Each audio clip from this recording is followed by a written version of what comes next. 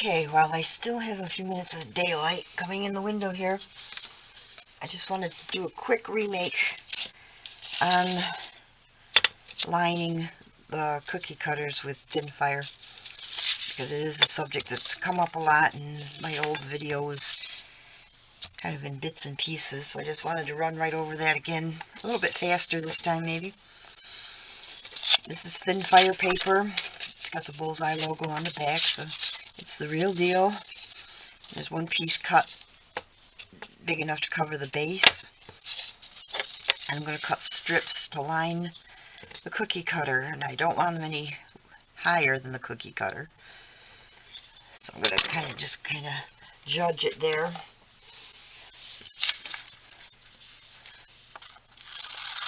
Loosely judge it.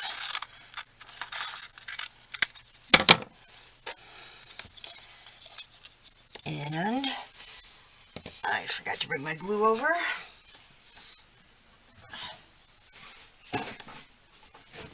So I just take a little dab of glue here and add a few dabs.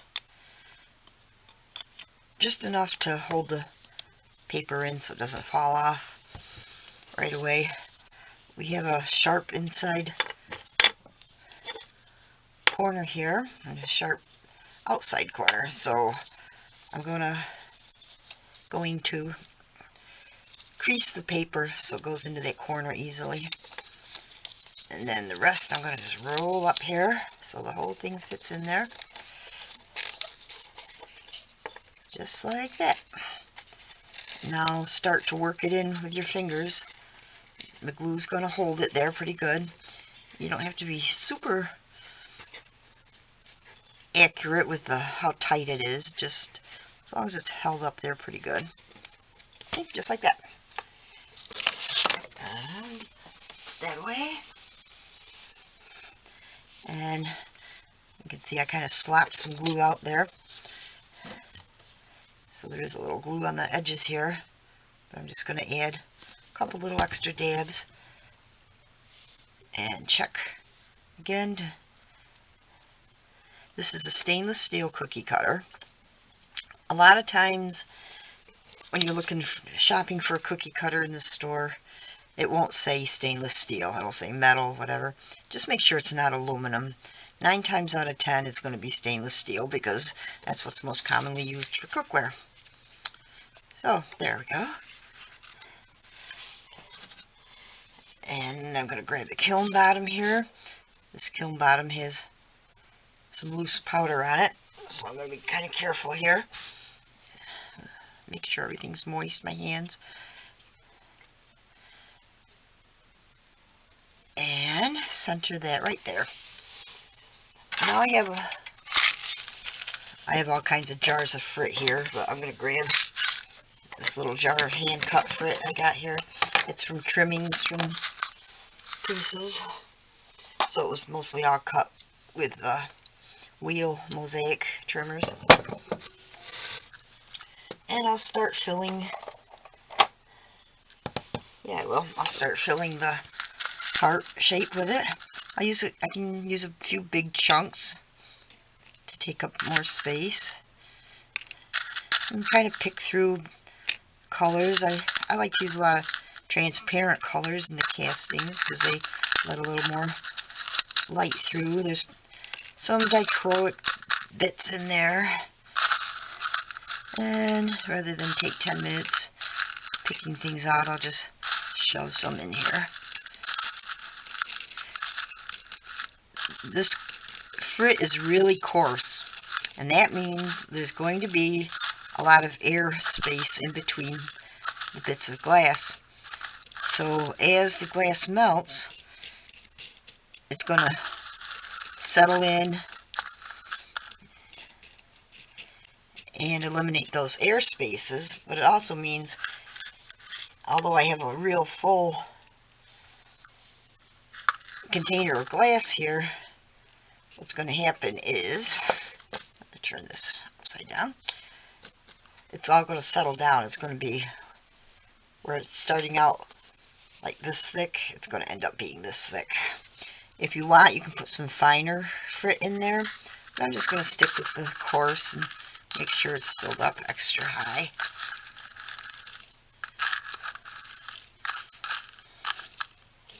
Right up to the edges there.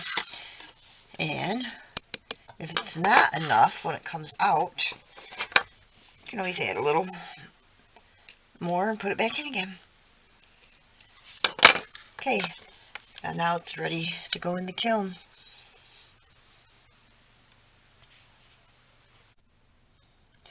Okay, now I think the kiln feels pretty cool. I don't know how cool the glass is going to feel because it hasn't really been much more than a half an hour. And this is what we see when we open the kiln. You can see some little black flecks on the burned out kiln paper, because even with stainless steel, the cookie cutters do oxidize and flake off. That's why they don't last forever, but they do last for quite a few firings. Oh, I don't know. This may just slip right out easily. Ah, and it did. See? Now there is, as you see, kiln paper all over it, which usually does happen as the glass shrinks down as it melts. The kiln paper on the edges of the cookie cutter does fall in. So usually you'll need a little bit of cold work. Not always. Sometimes you can get away without it, but usually it'll need a little cold work.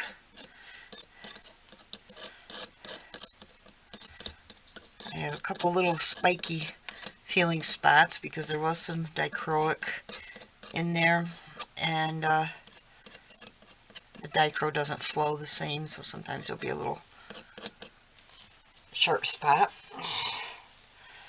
Let's see what we got here. I won't wet it and try to wash it off yet or anything, because the glass itself is still a bit on the hot side. Let's see. Hot enough that I'll use a glove to pick it off and let it finish cooling.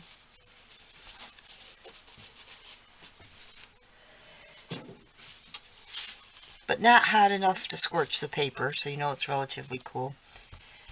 And as you see, I do have a little dichro powder, or not dichro powder, I'm sorry, the kiln paper went to powder. And you don't really want to breathe that, so I usually keep a wet paper towel. I'm usually pretty careful when I take it out of the kiln. And I don't usually blow it, knock it around like that. Of course, the best case scenario is to always use a mask, but I can't talk with a mask on, so.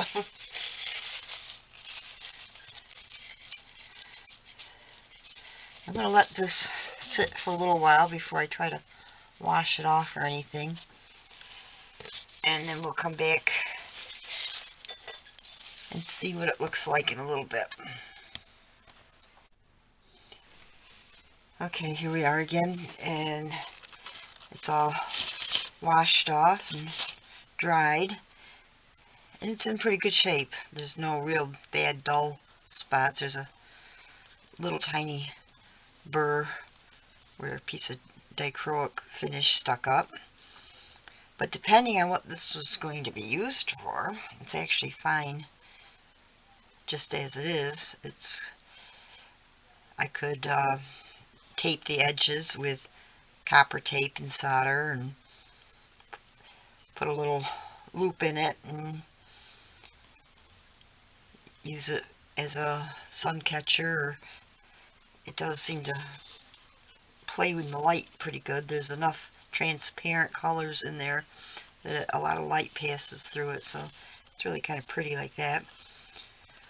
Or I can put it in and fire polish it to bring a full gloss back to the edges. And I'm not sure which I'm going to do yet, but it's in such good shape here. I think I might leave it just like that. And I'm thinking maybe I'll start to drill a little hole in here. It's got some good weight to it. So I'm thinking I'll just drill with a little diamond bit there. I'll drill a hole here or so and make an incense holder out of it and gift it with a package of stick incense. And that'll be good. This little, I have Dremels.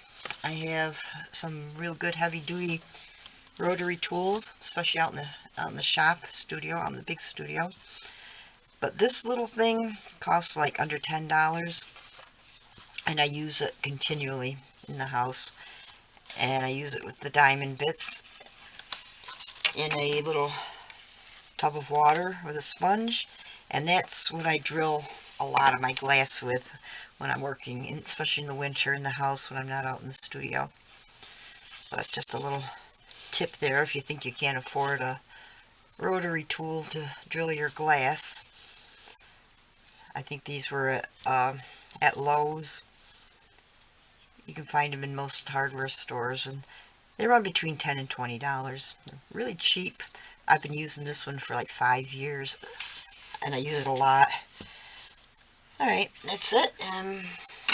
I hope this was helpful. See you next time.